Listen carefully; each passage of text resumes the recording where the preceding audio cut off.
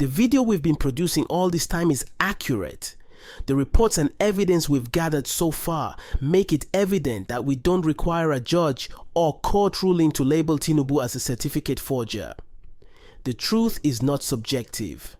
He claimed to have obtained his certificate from Chicago State University, but Chicago State University, the alleged issuer of the certificate, stated in their oral deposition that they never issued him any certificate. This is an irrefutable fact. Disregard other narratives. We all heard what Tinubu said. He explicitly mentioned this. Chicago State University, where I graduated, has attested to that. Now I can announce that I've received my original replacement degree certificate from them. Tinubu speaking at Chatham House in London. I received my original replacement degree advocate from them. This statement settles the matter. They cannot turn around and claim a third-party vendor. The more they lie and the more their lies are exposed, the more they attempt to change the narrative to cover up. But we will persist in debunking their new narratives. This is why they are now threatening media organizations. Look at this letter they sent to Arise TV, calling it a final warning to stop using derogatory language and threatening media outlets with heavy fines. This is another way of silencing them. Are we no longer in a democracy where people should have the freedom of expression, or have we regressed to the era of military rule? Remember how Buhari used Decree 4 to suppress free speech and jailed prominent journalists? Calling him a forger is putting it lightly because there is evidence suggesting he committed identity theft. Let's begin with this Newswatch article from the time when Tinubu faced a certificate scandal during his first term as Lagos State Governor. Credit to Rufai Oseni for bringing this to light. The article states that a dependable source revealed that Tinubu could not have attended any college in America between 1969 and 1971 because he first traveled to the US in 1974. Furthermore, they quoted the source directly, who claimed he spent 2 years, 1969 to 1971, in Richard Daley College. If he attended a government college or any other secondary school before Richard Daley, it's improbable that he achieved enough in only 2 years of secondary education. He was in Nigeria from 1969 to 1974. This was written when brave journalists who didn't fear those in power were prevalent, those who had confronted the military in the 80s and 90s, let alone politicians elected in 1999. It was extensively covered at the time. Analyzing the source's statement, if he indeed traveled to the US for the first time in 1974, then this photo, while undated, clearly depicts the 70s, possibly the late 70s due to his afro hairstyle. His clothing is also indicative of the era. Compare that to this well-known yearbook picture of Tinubu. Although the yearbook picture is somewhat blurry, the age difference appears substantial, possibly up to 7 or 6 years. This difference is quite noticeable.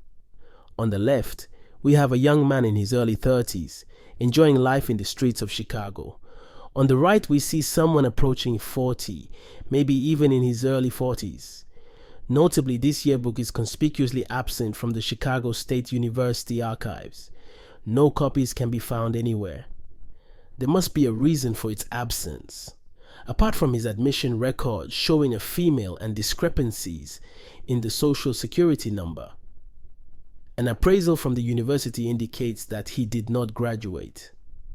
It doesn't seem plausible that he received this appraisal on the 7th of June 1979, as it states he had not passed the English qualifying exam, and the credits he previously earned in composition would not be recorded on his transcript until he passed the exam and enrolled in English 222. This suggests that he still had outstanding exams to complete before graduation, something he couldn't have done in just 20 days, given that the certificate from Chicago State University is dated June 27, 1979, approximately 20 days after the appraisal that said he didn't pass the English qualifying exam. This makes it improbable that he graduated. Upon examining all the documents released by Chicago State University, it is evident that Tinubu lacked the qualifying documents to be admitted to the school. The documents they released belonged to someone else, not him. Even the GCE certificate from 1970 indicates that he did not sit for the exams at Government College Lagos, since the college wasn't established until 1974. His ineligibility for admission is clear from the outset. You cannot build a house in the air. It's regrettable that Atiku's lawyers didn't have sufficient time to thoroughly review the documents before the oral deposition, because based on their own documents, it is clear that he did not graduate from the university. Despite their claims of attendance or graduation, the documents tell a different story.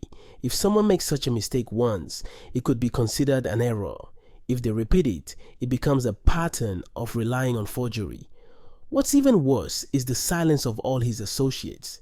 They appear to care only about their own interests rather than the image problems Nigeria faces. They don't seem to mind if other countries impose bans on Nigerians studying or traveling, as long as they can use their positions in government to earn money, whether legitimately or not, to buy whatever they desire. If they were true patriots, now would be the time to speak up and say enough is enough. Nigerians deserve better, and there are many qualified individuals who could lead the country. Tinubu's life has been characterized by deception and pretending, claiming to be something he is not. This is why the Supreme Court must act. They have a duty to uphold Nigerian law and act as a policy court. If they decide that forgery will be permitted in Nigerian politics, then we will all bear the shame in the international community. But if they firmly uphold the law and disqualify a certificate forger and potential identity thief from holding office, they will be fulfilling their duty, especially in light of Section 137(1)(g), which disqualifies anyone from running for office if they present a forged certificate to INEC.